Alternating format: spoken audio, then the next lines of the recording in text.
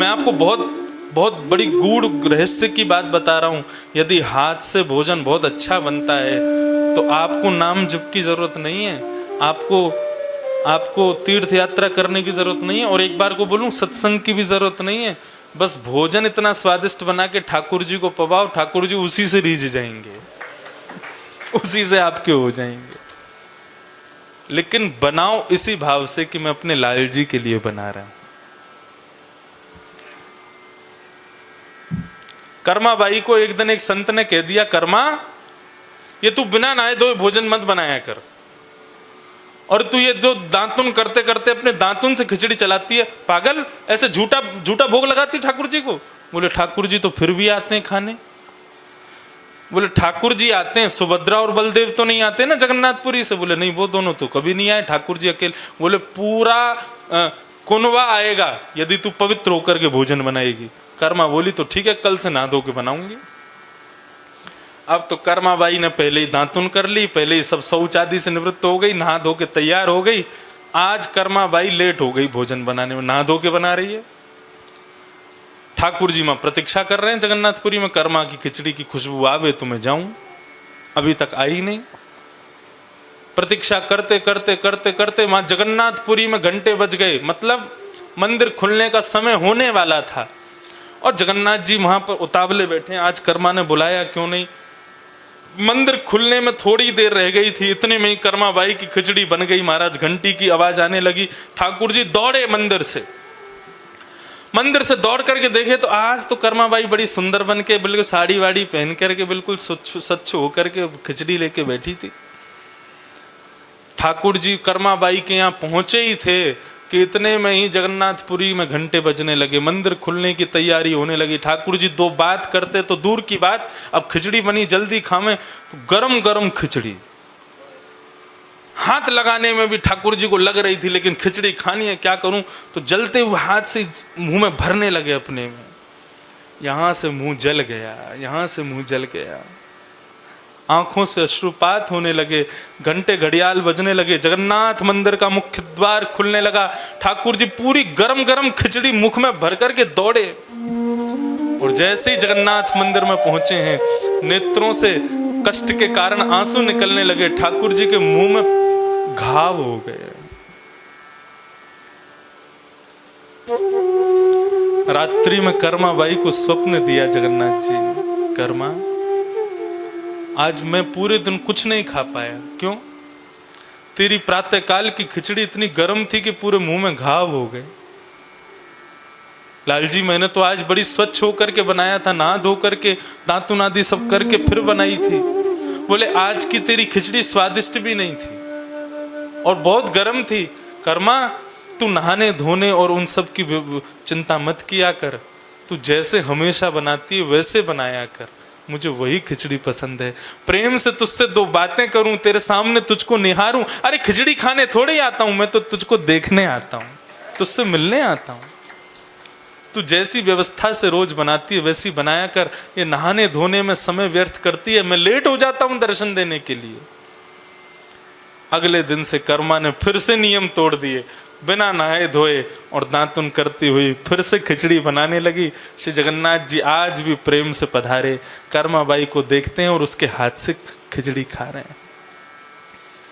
तो मेरी बात को आप अन्यथा मत समझिएगा, मैं अटल सत्य के साथ बोल रहा हूं। आपको नाम जप की आवश्यकता नहीं है, आपको तीर्थ यात्रा की आवश्यकता नहीं है, और कह दूं तो कोई अतिशयोक्ति नहीं, सत्संग से भी वंचित हो जाओ तो हो जाना, लेकिन पाक सेवा यदि आपके हाथ में बहुत अच्छी है तो ठाकुर जी का चिंतन करते हुए सुंदर सुंदर भोजन बनाने लग जाओ। आपकी भोजन शैली से ही प्रसन्न होकर लाल जी आपको मिल जाएंगे। एक ब्रजवासी कह रहा है और एक वक्ता कह रहा है, मेरी बात को आप अन्यथा मत लीजिएगा, मैं सत्य कह रहा हूं, ठाकुर जी मिल जाएंगे। और दूसरा गुण जिस पर भगवान बहुत, दूसरी विद्या जिस पर भगवान बहुत रीझ जाते हैं, वो दूसरी विद्या है गायन की विद्या। यदि कोई व्यक्ति बहुत अच्छा गायक बन जाए, अच्छा एक तो बहुत बड़ी बात है ना, गायक बहुत अच्छे बन जाएं तो अभिमान आ जाता है।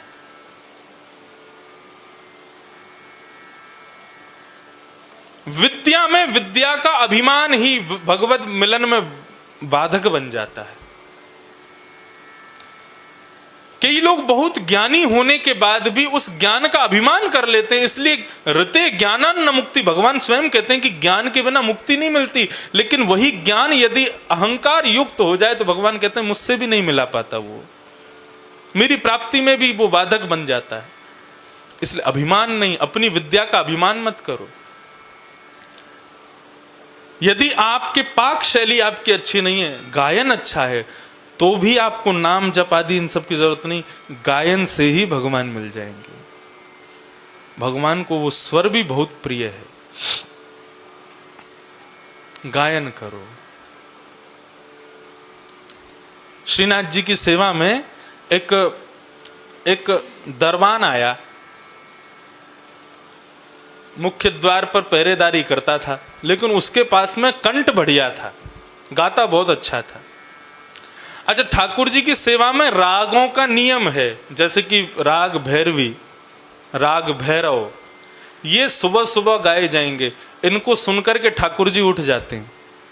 एक प्रातःकाल का एक पद है, सुनाऊं? उसको सुनकर के ठाकुर जी उठते हैं। वाह, मुझे बहुत प्रिय है ये। मैं अपने लाल जी को यही गा के सुनाता हूं।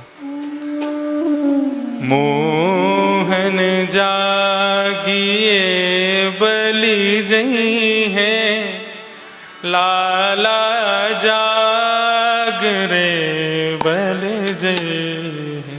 राग भैरव। आपने भैरव गाना शुरू किया कि ठाकुर जी की आंख अपने आप खुलने लग जाती है। भैरव राग से उनकी नींद खुलती है। यशोदा मैया गा रही हैं, ठाकुर जी अब यशोदा मैया उठा रही हैं, लाला जागिए बलि जई है, मोहन जाग रे बल जई। ठाकुर जी को नींद आ रही है और चद्दर उड़ लेते, मैया अभी ना उठ रहा हूं मैं। तब मैया प्रलोभन देती है ठाकुर जी को, जैसे बालक को प्रलोभन देते हैं ना, देख तेरे लिए खिलौना लाए हैं पापा, देख तेरे लिए क्या लाए हैं। तो लाला चद्दर में से झांकता, कहाँ है पहले दिखाओ। ऐसे ही ठाकुर जी को यशोदा मैया प्रलोभन दे रही है। तेरे कारण श्याम सुंदर, तेरे कारण श्याम सुंदर, मैं नई मुरलिया लाई हूं। तेरे लिए नई मुरली लाई हूं मैं आज। सोई ठाकुर जी चद्दर नीचे कर दें, दिखाओ कहाँ है। तो मैया दिखाती है, देखिए रही। ठाकुर जी सोई मुरली लेके फिर चद्दर में घुस जाते, मैं नहीं उठ रहा अभी, मैं तो यहीं रहूंगा, मुझे को नींद आ रही है। फिर मैया दूसरा प्रलोभन देती है, देख तू सोता रहेगो ना, देख गायन को वन में जावे को समय है गयो, तू सोता रहेगो तो दाऊ दादा ले जाएगो, तू यहीं रह जाएगो। गायन के गलबंद खूंटे, शरण डगर बन की लई है लाला। देख गैया अपने गाय अपने गले के खुंटान को तोड़ रही है, अपने गले में बंदी भई रस्सी को तोड़ रही है। क्यों? वन में जावे को समय है क्यों? तू सोतो रहेगो तो नंद बाबा दाऊ दादा गैयान को लेके चले जाएंगे, फिर तू रह रही हो, मैं बैठो रह जाइए यहीं पे। जैसे ही ठाकुर जी को पता चलती है कि गैया जाने का समय हो गया है, वन में जाने का समय हो गया, सोई अपनी मुरली को यहाँ खोस करके ठाकुर जी सोई खड़े हो जाते हैं, मैं अभी जाऊंगा। इतने में मैया आरती लेकर के लाल जी की मंगला आरती कर देती है। सुबह उठ गए लाल जी, ऐसी मंगला। तो प्रातःकाल ब्रह्म वेला का राग भैरव ठाकुर जी को बहुत प्रिय है। भैरव गा दिया जाए ठाकुर जी उठ जाते हैं। ऐसे ही रात्रि का राग है बिहाग। आपने बिहाग गाया नहीं कि ठाकुर जी की आंख अपने आप बंद हो जाएगी, सो जाएंगे। तो मुख्य द्वार पर जो पहरेदार था उसको ये नहीं पता था कि रागों का समय क्या, गाना आता था बस। और वो क्या करता था, सुबह रात्रि में बिहाग गाया गया था, तो वो बिहाग सुनकर के उसके मन में बिहाग ही चलता रहता था। जब वो सुबह सुबह आता था तो बिहाग गाने लग जाता था। तो मंगला में खड़े खड़े ठाकुर जी की आंख बंद होती, झोंका। बार बार नीचे झुकते। गुसाई जी कहते ये क्या हुआ? रात्रि में ठाकुर जी बिहाग सुन के सो गए और वो पहरेदार को छोड़ के गुसाई जी आदि सब मंदिर बंद करके चले जाते। वो रात में गाता लाला जागिए। अब रात में 12 बजे जब गाते तो ठाकुर जी उठ जाते। बोले रात में कौन गा रहा है भाई? उठ के बैठ जाते और पूरी रात वो भैरव गाता। ठाकुर जी बैठे ही रहते, नींद आती, फिर से स्वर सुनाई देता, फिर उठ जाते। दूसरे दिन गुसाई जी आरती करने के लिए पधारे। मंगला में ठाकुर जी की आंख बंद हो रही, पर्दा लगा के गुसाई जी बोले लाल जी क्या हो गया आजकल? आप क्या सुबह सोते हो रात में जगते हो? बोले अरे गुसाई जी आपने नया पहरेदार रखा है ना, ये रात में 12 बजे बिहाग गाता है और सवेरे रात में 12 बजे भैरवी राग गाता है, रात भर सोने नहीं देता, सुबह मुझको नींद आती है। तो स्थिति ये हुई कि महाराज गुसाई जी ने कहा हमारे लाल जी को इसकी वजह से कष्ट हुआ। तो गुसाई जी ने उस पहरेदार को सेवा से निकाल दिया, जाओ आज के बाद मत आना यहाँ पे, तुम्हारी वजह से ठाकुर जी को कष्ट होता है। रात्रि में शयन के बाद में कपाट बंद करके ठाकुर जी गुसाई जी चले गए। रात भर लाल जी सोए नहीं, ठाकुर जी जगे रहे। कभी खिड़की में से झांके, कभी बोले वो कहाँ गया पहरेदार, अब तो वो दिखाई नहीं देवे। सो दूसरे दिन गुसाई जी ने मंगला के लिए जैसे ही दर्शन खोले, मंगला करने लगे, ठाकुर जी क्रोध में खड़े थे। गुसाई जी ने पर्दा लगा के बोले आज लाल जी गुस्सा क्यों आ रहा है आपको? बोले रात भर हमको नींद नहीं आई। बोले क्यों नहीं आई? अब तो मैंने वो पहरेदार हटा दिया। बोले नहीं, अब तो मुझको भैरव सुन के ही नींद आती है। अब मेरी दिनचर्या बदल गई, अब मुझे बिहाग सुन के तो आंख खुलती है और भैरव सुन के नींद आती है। उसको दोबारा बुलाओ। तो ठाकुर जी को विद्या अर्पित करो और वह विद्या जो उन्होंने संपन्न करके आपको भेजा है उसको तो अर्पित करें। और एक बात कहें, जिस विद्या को आप संसार में आकर के सीखते हो, ठीक है अपने परिवार कुल खानदान अपने जीवन यापन के लिए उस विद्या का व्यय किया जाए, उस विद्या से धन कमाया जाए, ठीक है, लेकिन एक समय आने के बाद में उस विद्या को भी ठाकुर जी को अर्पित कर दो। जब लगे कि हाँ अब सब ठीक है, अब मुझे जरूरत नहीं है ज्यादा, तो उस विद्या का प्रयोग भी ठाकुर जी के लिए करने लग जाओ।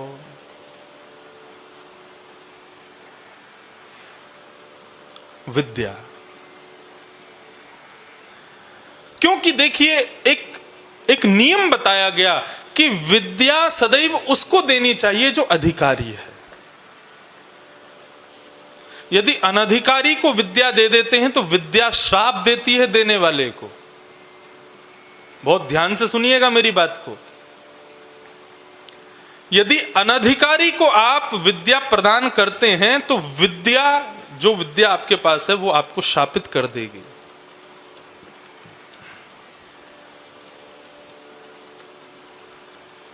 कविराज कालिदास, उनका अंत एक अयोग्य को विद्या देने से हो गया था। बहुत विद्वान थे कालिदास, उनकी विद्या की पराकाष्ठा अतिश्रेष्ठ, लेकिन काली के बड़े भक्त थे। तो एक बार उन्होंने, जैसे लोग भगवान श्री कृष्ण के अंग प्रत्यंगों का अपने अपने पदों में अपने ग्रंथ में करते हैं, ऐसे कालिदास ने काली के अंग का वर्णन किया। कालिदास से एक अपराध हो गया। अब इसको अपराध नहीं कहेंगे, क्योंकि बड़े जन जो कुछ भी करते हैं वो हमको शिक्षा देने के लिए करते हैं, भले उससे उनका अनिहित हो जाए। कालिदास से क्या हो गया कि उन्होंने काली के रूप का वर्णन किया, तो काली तो माँ है, उनके रूप का वर्णन किया, भुजाओं का वर्णन किया, पैरों का वर्णन किया, सब ठीक था, लेकिन काली की जंघा का वर्णन कर दिया जो कि अपराध है। वो मां है, आप मां के अंग प्रत्यंगों का वर्णन नहीं कर सकते, वो वर्णन योग्य नहीं है। लेकिन कालिदास के मन में ये विकार नहीं था, पढ़ने वालों में तो विकार है। कालिदास ने वर्णन कर दिया, पढ़ने वालों ने उस पर ऑब्जेक्शन कर दिया, बोले कि काली की जंघा का वर्णन कर रहे हैं। सब क्रोधित हो गए कालिदास से। कालिदास से क्रोधित हुए तो जिस राज्य में वो रहते थे वहां के सब लोगों ने कालिदास को देश निकाला करने के लिए राजा को प्रेशर दिया, बोले इनको निकालो यहां से, इन्होंने बहुत बड़ा अपराध किया है। राजा कालिदास के शिष्य थे, लेकिन फिर भी एक राज्य पदवी पर होने के कारण प्रजा की सुनना उनका अधिकार था। उन्होंने कालिदास को निकाल दिया। कालिदास दूर नगर में कहीं रहने लगे। बहुत समय बीत जाने के बाद में एक दिन राजा का मन बड़ा व्यथित हो गया, व्याकुल हो गया। मन में सोचने लगा, मेरे गुरुदेव ने इतने अच्छे अच्छे काम किए, हमने केवल एक अपराध के पीछे सब छोड़ दिया। उन्होंने एक अपराध किया और हमने उनकी सारी कृपाओं को भूल गए। बहुत बड़ी गलती हो गई, उनको देश से निकाल के मैंने बहुत बड़ा अपराध कर दिया, मेरे गुरुदेव को वापस लाओ। खोजने लगे तो कालिदास मिले नहीं। तब राजा विद्वान था, कालिदास का शिष्य था, तो राजा ने एक श्लोक लिखा और वो श्लोक आधा लिखा और कहा कि भाई जो इसको पूर्ण कर देगा मैं उसको 100 सोने की मोहर दूंगा, क्योंकि राजा जानता था सिवाय कालिदास के इसको पूरा कोई नहीं कर सकता। श्लोक क्या था? कमलेत कमलोत्पत्ति श्रूयते न तु दृश्यते। आधा श्लोक, कमल से कमल उत्पन्न होता है, ये केवल सुना गया है, देखा कभी नहीं गया। कमल में और कमल उत्पन्न हो जाए ऐसा केवल सुना जाता है, देखा तो कभी नहीं। आधा लिख करके आधा छोड़ दिया, नीचे लिख दिया जो पूरा करेगा 100 सोने की मोहर। पूरे नगर में उसके बोर्ड लगवा दिए, जो पूरा करेगा 100 सोने की मोहर। राजा ने अपने नगर के अलावा और नगरों में भी उसके प्रचार कर दिए, जो पूरा करेगा उसको 100 सोने की मोहर। किसी दूसरे नगर की एक वैश्या ने देखा, 100 सोने की मोहर मतलब जीवन भर के लिए भोजन मिल जाएगा। वे जानती थी कि कालिदास उसके नगर में रहता है और ये राजा कालिदास की खोज करने के लिए ये श्लोक लिख रहा है। उसने वो बोर्ड वहां से उतार करके अपने वैश्यालय के बाहर लगा दिया, क्योंकि वो जानती थी कालिदास यहां से निकलते हैं। और विद्वान का एक गुण होता है, यदि वो अपने से जुड़ी हुई कोई चीज देख ले तो उसको पूर्ण करके ही फिर आगे कुछ करता है। तो कालिदास जैसे ही वहां से निकले, कालिदास ने देखा कमलेत कमलोत्पत्ति श्रूयते न तु दृश्यते। नीचे वाले पंक्ति तो पूरी की नहीं किसी ने। कालिदास से रुका नहीं गया, तुरंत उन्होंने सिड्डी ली और चढ़ गए ऊपर और नीचे लिख दिया बाले त्वम मुखाम भोज कथम इंद्रि वरद्वयम। उनका भाव क्या था? कमल से कमल उत्पत्ति होती है, सुना गया है, देखा नहीं गया। कालिदास कहते हैं श्याम सुंदर का मुख कमल है और उस मुख कमल पर 2 नेत्र कमल हैं, हो गई कमल से कमल की उत्पत्ति। ठाकुर जी का मुख कमल है और उस मुख कमल पर 2 नेत्र कमल हैं, तो कमल से कमल उत्पन्न हो गया। कालिदास ने श्लोक पूरा किया। किसी ने जाके वैश्या को बताया, बोले तुम्हारा श्लोक पूरा हो गया। वैश्या निकल करके बाहर आई, उसने कालिदास के चरणों में प्रणाम किया। उसने कहा 100 सोने की मोहर तो मेरे नाम हो गई, लेकिन राजा को यदि कालिदास मिल गया तो क्या पता उसने मुझे मोहर नहीं दी तो, क्योंकि श्लोक तो इन्होंने पूरा किया है। उन्होंने कहा यदि कालिदास जीवित रहेगा तो मुझे 100 सोने की मोहर नहीं मिल पाएंगी। छल करके कालिदास को अपने घर में ले आई, आप मेरे यहाँ थोड़ा प्रसाद पा लीजिए। कालिदास भी कृपा करने के भाव से उनके घर में गए। वैश्या ने घर का दरवाजा बंद किया और जल में किसी व्यंजन में विष मिलाकर के कालिदास को दे दिया। कालिदास की मृत्यु हो गई और उनका शव एक नदी में फेंक दिया। और वैश्या ने जाकर के वो मंत्र जो पूरा हुआ था वो जाकर के राजा के सामने प्रस्तुत कर दिया। राजा ने जैसे ही श्लोक देखा, वैश्या से बोले किसने लिखा है ये? वैश्या बोली मैंने लिखा है। तुरंत राजा ने तलवार निकाल दी। बोले तुम एक नगर की वैश्या और तुम्हारे मन में इतना पवित्र भाव हो ही नहीं सकता, सच बताओ किसने लिखा है। बंदियों ने सैनिकों ने बंदी बना लिया, हाथ पैर बांध लिए उसके, बोले सत्य बता किसने लिखा है। तो बहुत कहने के बाद वो वैश्या कहती है कालिदास ने लिखा।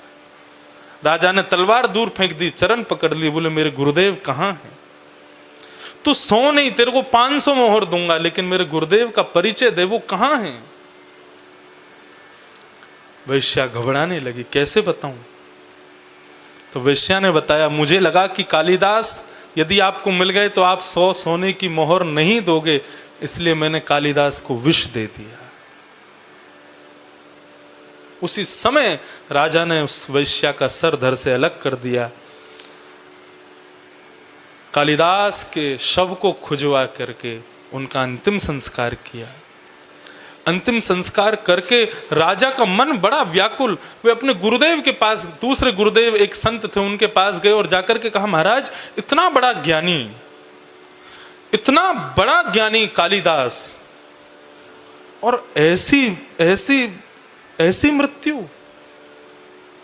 कहां तो भगवान वेदों में कहते हैं रते ज्ञानान्न मुक्ति, ज्ञान के बिना मुक्ति नहीं मिलती, और इतना बड़ा ज्ञानी कालिदास जिसने संपूर्ण जीवन अपना ज्ञान युक्त होकर के भगवान की सेवा में व्यतीत कर दिया, आज उसकी इतनी दर्दनाक मृत्यु क्यों?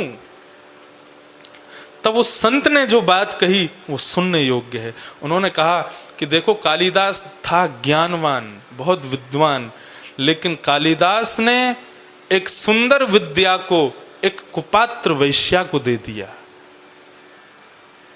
जो ज्ञान वहां लिखा उन्होंने, उसकी योग्य नहीं थी वो वैश्या। उस सुंदर विद्या को एक कुपात्र वैश्या को उन्होंने दे दिया, इसलिए विद्या ने ही उनको शाप दे दिया। इसलिए राजन, कहीं हमारी विद्या किसी कुपात्र के पास ना चली जाए, इसलिए हमारी विद्या के सबसे बड़े पात्र केवल राधा रमन लाल हैं, केवल बिहारी जी हैं। अपनी समस्त विद्या का दान केवल उन्हीं को करो। आपने किसी और को रिझाने के लिए उसको प्रस्तुत कर दिया और कहीं वो उसके योग्य नहीं हुआ, तो आपकी विद्या कहीं आपको श्राप ना दे दे। इसलिए सावधान।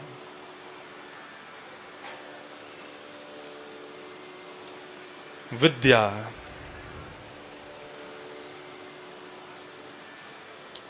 माता शत्रु पिता बैरी ये न बालो न पाठिता। वो मां शत्रु मानी जाती है, पिता बैरी माना जाता है बालक का, जो बालकों को सुंदर विद्या नहीं दिलाते। विद्यालय की विद्या प्राप्त करना बहुत जरूरी है, लेकिन ये भगवदीय विद्या,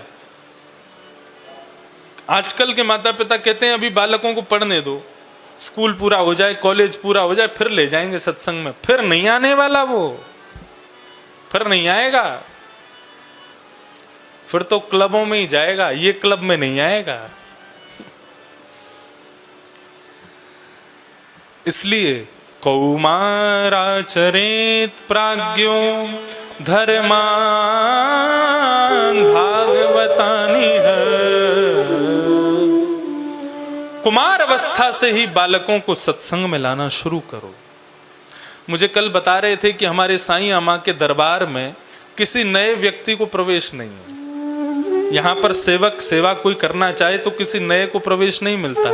जो पुराने हैं उन्हीं के बालक पर शिष्य बालक ही यहाँ पर सेवा में आते हैं। क्यों? क्योंकि किसी नए को प्रवेश दे दिया तो एक दूषित मछली सबको बिगाड़ देगी। इसलिए यहाँ सब पुराने हैं, और यदि किसी को आना है तो 1-2 वर्ष तक अपने आप आओ, तुमको निमंत्रण भी नहीं आया, वो सब बता रहे थे। इसीलिए तो यहाँ पर इतना शिष्टाचार है, यहाँ पर इतना डिसिप्लिन है, क्योंकि रक्त में वही साईं अम्मा के समय में जो उनके अंग सेवक रहे होंगे, उनके रक्त में जितने भाव थे वही दूसरे उनके वंशजों में वही रक्त बह रहा है। इसलिए ये सब कुछ यहाँ पवित्र है, शुद्ध है। आज की सदी में इतनी विषम परिस्थिति में भी ये शिष्टाचार है। मैं तो सत्य बताऊं, हमें सीखना चाहिए। किसी संत के आगमन पर, किसी विद्वान के आगमन पर यहाँ प्रणाम नहीं किया जाता, उसको आशीष दिया जाता है। वाह!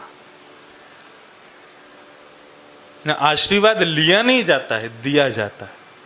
और आपको एक बात बताएं, ये कोई आपकी परंपरा है नहीं, ये सबकी परंपरा ही यही है। श्रीमद् भागवत में स्पष्ट वर्णन है।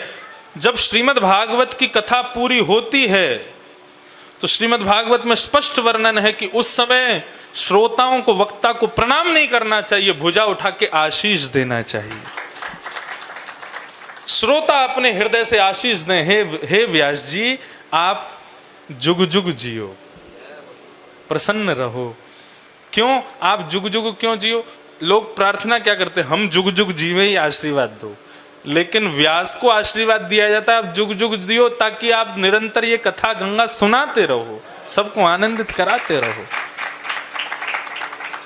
तो ये परंपरा, इससे सीखना चाहिए। ये हमारी परंपरा है, हम लोग भूलते जा रहे हैं। विद्या, विद्या पर कितना बोलूं, मैं बोलता ही चला जाऊंगा। लेकिन जो हमारे ग्रहण योग्य बात है वो मैंने कह दी है। 2-3 नोट समझ में आए। पहली बात, विद्या किसी कुपात्र को नहीं देनी, भगवदीय विद्या का विक्रय नहीं करना, और प्रयास करें कि जो विद्या हमारे पास है हम उससे ठाकुर जी को रिझाने का प्रयास करें। भक्ति का मतलब ही यही है, कोई अतिरिक्त, कोई अति किसी से सीखनी नहीं है कि ये ऐसा करते हैं तो मैं भी ऐसा करूं। नहीं, कॉपी कभी मत करना किसी की। सदैव आपके पास जो है उसको ही भक्ति बना करके प्रस्तुत करो। विद्या, विद्या के बाद में जो 9वां लक्षण है धर्म का, वो है सत्य। सत्य बंधुओं धर्म का लक्षण नहीं है, सत्य स्वयं लक्ष्य, स्वयं धर्म है। या फिर ये जितने भी मैंने आपको बात बताए हैं ये कोई भी लक्षण मत समझो, ये स्वयं धर्म है। सत्य स्वयं धर्म है। क्यों है धर्म? असत्य आप किसी से भी बोल सकते हो, असत्य आप किसी को भी सुना सकते हो, लेकिन जब स्वयं सुनने की बारी आएगी ना तो आप स्वयं असत्य नहीं सुन सकते। आपको सत्य ही चाहिए। आप किसी से भी झूठ बोल सकते हो, लेकिन जब अपनी बारी आती है तो आपको सत्य ही चाहिए। इसका मतलब क्या है? सबको सत्य चाहिए। असत्य कोई नहीं सुनना चाहता, झूठ कोई नहीं सुनना चाहता, सब सत्य ही सुनना चाहते। सत्य को श्रेष्ठ इसलिए बताया गया, अरे श्रीमद् भागवत का प्रथम श्लोक तो सत्य की ही वंदना करता है। श्रीमद् भागवत जैसा विशाल ग्रंथ, महान ग्रंथ, स्वयं श्री बांके बिहारी जी का वांग्मय स्वरूप है, वाणीमय स्वरूप है श्रीमद् भागवत। उस श्रीमद् भागवत का जो प्रथम श्लोक है वो सत्य का वंदन करता है। जन्माद्यस्य यतोऽन्वयादितरतश्चार्थे स्वविज्ञस्वराट्